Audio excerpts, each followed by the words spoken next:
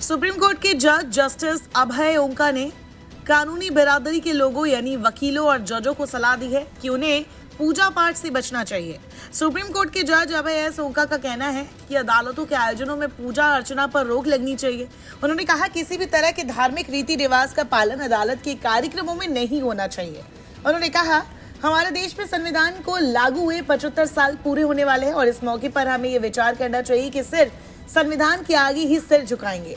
Justice ओंका ने कहा है कि हमारे संविधान में सेक्युलरिज्म की बात कही गई है, हमें इस बात को प्रमोट करना चाहिए और अदालती आयोजनों में संविधान की प्रस्तावना को नमन करना चाहिए।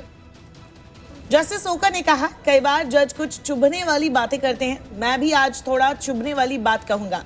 मैं मानता हूं कि अदालतों के आयोजनों में पूजा अर्चना पर रोक लगनी चाहिए। इसकी बजाय हमें कोर्ट के किसी भी आयोजन में संविधान की प्रस्तावना की एक तस्वीर रखनी चाहिए। वहां मौजूद सभी लोगों को उसके आगे ही सिर झुकाना चाहिए।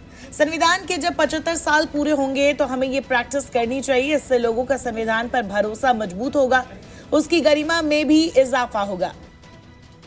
उन्होंने कहा कि मेरे लिए तो संविधान में लिखे सेक्युलर और डेमोक्रेटिक शब्द बहुत मायने रखते हैं। उन्होंने कहा डॉक्टर अंबेडकर ने हमें आदर्श संविधान दिया था जिसमें सेक्युलरिज्म का भी जिक्र है।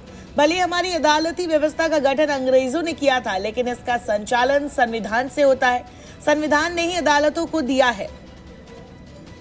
उन्होंने कहा कि मैं जब कर्नाटक हाईकोर्ट का चीफ जस्टिस था तो मैंने वहां धार्मिक कार्यक्रमों पर रोक लगाने की कोशिश की थी, लेकिन पूरी तरह से ऐसा नहीं हो सका था।